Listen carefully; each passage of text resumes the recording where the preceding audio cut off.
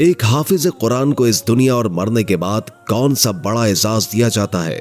یہ ایسا راز ہے جسے آپ جان گئے تو ابھی سے قرآن کو یاد کرنا شروع کر دیں گے۔ وہ راز کیا ہے اور قرآن کو آسانی سے یاد کرنے کا فارمولا کیا ہے، یہ سب آج کی اس ویڈیو میں ہم آپ کو بتائیں گے انشاءاللہ۔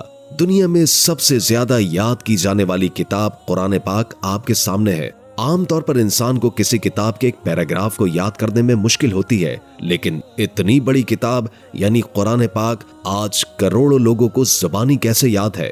اس میں کوئی شک نہیں کہ قرآن حفظ کرنے کے کئی سارے طریقے ہیں۔ ایسی کتاب جس میں اسپیس، کوڈنگ، زندگی کے اصول اور ان گنت معلومات موجود ہیں جنہیں یاد کرنا واقعی ایک مشکل کام نظر آتا ہے، لیکن یقین کیجئے کہ قرآن دنیا کی واحد کتاب ہے جسے یاد کرنا اس دنیا میں سب سے زیادہ آسان کام ہے۔ بس اس کے یاد کرنے کا طریقہ آپ کو معلوم ہونا چاہیے۔ آپ کی اسکرین پر یہ ایک پائی بنی ہوئی ہے جس میں پورا قرآن موجود ہے۔ 45% قرآن پاک صرف 72 الفاظ پر مشتمل ہے، جس میں پریپوزیشنز، ڈیمونسٹریٹو پروناؤنس اور کوسچنز وغیرہ شامل ہیں۔ قرآن میں یہ سب سینکڑوں بار استعمال ہوئے ہیں اور ان میں سے کچھ ہزاروں دفعہ بھی۔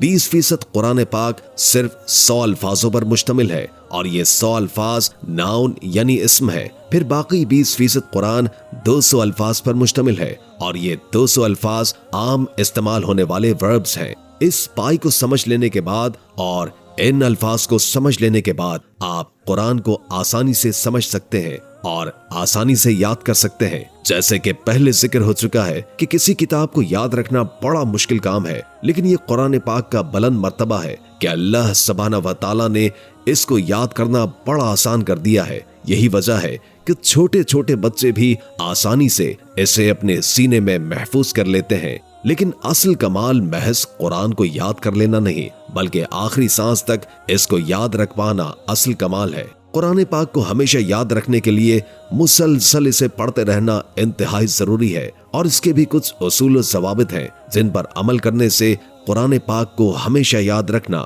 انتہائی آسان ہو جاتا ہے۔ قرآن پاک کو حفظ کرنے کا سب سے آسان طریقہ یہ ہے کہ جو آیت یا سورہ آپ نے یاد کی ہو اسے نماز میں تلاوت کریں۔ جب دن میں 5 مرتبہ نماز میں آپ اسے دہراؤ گے تو یقیناً وہ آپ کو مرتے دم تک یاد رہے گا۔ اس کے علاوہ جو آیت آپ نے یاد کی ہو اس کی تلاوت آپ بار بار سنیں۔ یہ کام آج آپ آسانی سے اپنے موبائل فون سے کر سکتے ہیں، جس میں یوٹیوب پر آپ کسی بھی قاری کی آواز میں وہ آیت سن سکتے ہیں۔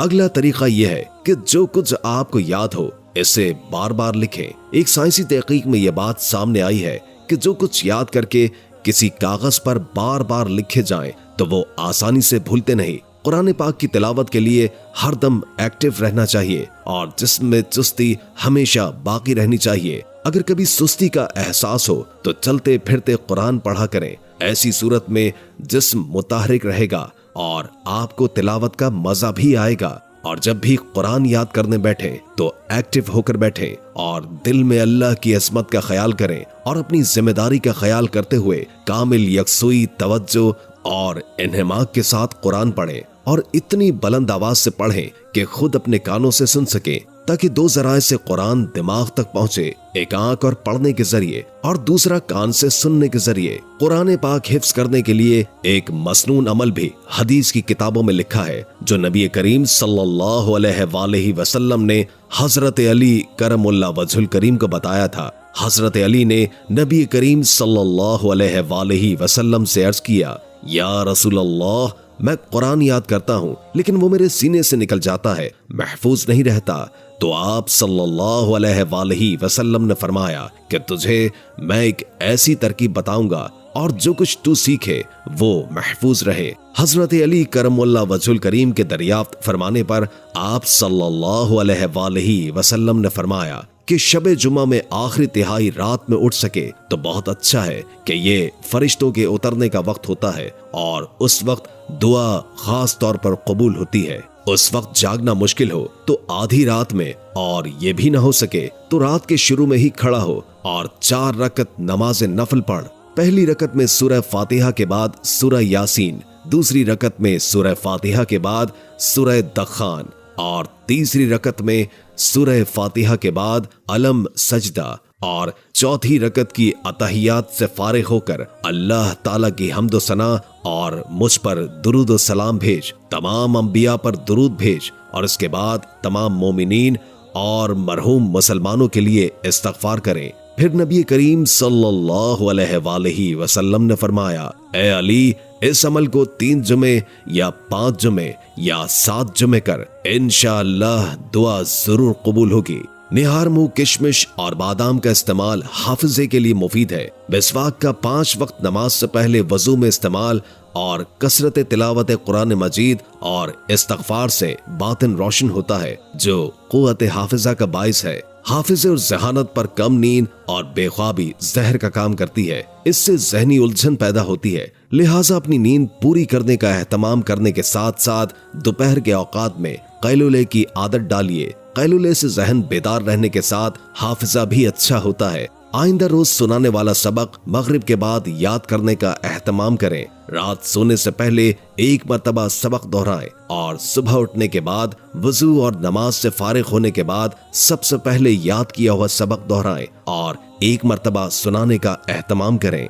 जब हाफिज कुरान महफ़िल तिलावत होता है तो मलाइका परवानावार उस मजलिस पर टूट पड़ते हैं, पूरी मजलिस को अपने नाजुक परों के हिसार में ले लेते हैं। जिस मजलिस में फरिश्तों का वरूद इस कसरत से हो, उसमें रहमत इलाही के नुज़ूल का क्या आलम होगा और खुद पढ़ने वाले पर खुदा की किस कदर रहमतें उतरती होंगी।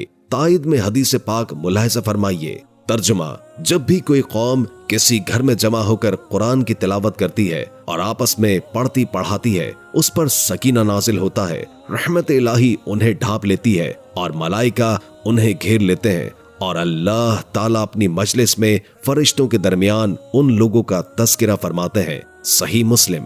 हाफिज कुरान और कुरान पढ़ने और पढ़ाने वालों को नबी करीम सल्लल्लाहु अलैहि वसल्लम ने सबसे बेहतर करार दिया है। जैसे कि एक हदीस शरीफ में है, यानी तुम में सबसे अच्छा वो है जो कुरान सीखे और दूसरों को सिखाए।